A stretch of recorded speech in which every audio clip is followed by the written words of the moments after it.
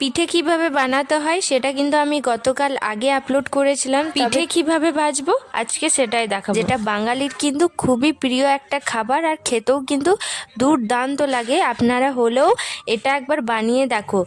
তো আমি আজকে বানাবো একদম খুব সহজেই। তো চলো ভিডিওটা শুরু করি। আর এখানে নিয়েছি পিঠে ভাজার জন্য একটু কাঁচা বাদাম, ধনেপাতা, তিল, বিরি কলাইয়ের ডাল, লঙ্কা আর একটু জিরে। ব্যাস এই কটা নিলে কিন্তু আমাদের হয়ে যাবে। তারপর যে বাসি যে পিঠেটা সেটা কিন্তু দেখো একদম বাসি, আর এটা কিন্তু একদম ফ্রেশ। বেশি দেরি না করে চলুন পিঠেটা কিভাবে ভাজানো হয় সেটাই দেখা যাক। সমস্ত কিছু আমার এখানে রেডি হয়ে গেছে। প্রথমে আমি তেলটা দিয়ে দিয়েছি, এটা হচ্ছে সর্ষের তেল বা সাদা তেল যা দিতে পারো, বা ঘি অপশনাল দিতে পারো। এখানে নিয়েছি বাদাম, কাঁচা বাদাম, সেটা দিয়ে দেবো। আর একটু দিচ্ছি বুট ডাল আর জিরে আর বিরি কলাই যে ডালটা হয় সেটা, আর লঙ্কা। ব্যাস ওই কটাই দেবো এখন। তিলটা আর ধনে পাতাটা এখন দিব না, ওটা লাস্টে। এটা সবটা দেওয়ার পর ভালোভাবে এটা ভেজে নিতে হবে। আর আমাদের যে গ্যাসটা আছে সেটা কিন্তু একদম লো আছে, আমি কিন্তু গ্যাসটা একদম হাই করব না।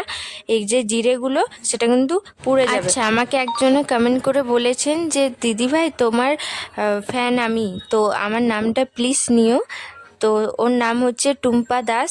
আমাকে কমেন্ট করার জন্য অনেক অনেক অসংখ্য ধন্যবাদ, আর ভিডিওটা দেখার জন্য অনেক ধন্যবাদ। কিছুক্ষণ ভাজার পর এখানে ধনেপাতা দিয়ে দিচ্ছি, আর দেব তিলটা, সাদা তিলটা যে রেখেছি। বাড়িতে যদি পিঠে হয় ম্যাক্সিমাম কিন্তু বাচ্চাগুলো না বাসি পিঠে খেতে চায় না, তবে এইভাবে না বাসি পিঠেটা ভেজে দেওয়ার পর টিফিন বক্সে দিয়ে সেটা কিন্তু আপনারা দিতে পারো, খুবই সুন্দর, মানে খেতেও ভালো লাগে। যাই হোক, এখানে সাদা তিলটা সেটা ছড়িয়ে দিয়ে দেবো। ব্যাস এটা কিছুক্ষণ লাড়াচাড়া করব। বাদামটা ভাজার সময় লবণ, লঙ্কার গুঁড়ো দিতে কিন্তু আমি ভিডিওটা অন করতে ভুলে গেছি, তো আপনারা দিয়ে দেবেন। পিঠেগুলো এইভাবেই ভাজতে হবে যাতে ওর যে গাগুলো সেটা একদম লাল হয়ে। ব্যাস এবার হালকা আঁচে এটা ভালোভাবে ভেজে নেওয়ার পর আমাদের রেডি পিঠে ভাজা। তো আপনারা এইভাবে কিন্তু বানাতেই পারো, আর খুব সহজেই কিন্তু এটা হয়ে যাবে। আর আমাদের বাড়িতে এই রেসিপিটা যদি বলে না পিঠে ভাজা আর পিঠে ভাপা, তাহলে কিন্তু এটাই চয়েস করবে। এতই না এটা খেতে ভালো লাগে গাইস, দুর্দান্ত লাগে।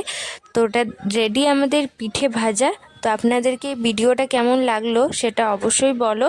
ভালো লেগে থাকে লাইক শেয়ার করো, কমেন্ট করো যে ভালো হয়েছে দিদিভাই। তো বাই, আবার আসছি নতুন ভিডিও নিয়ে। রাধে রাধে।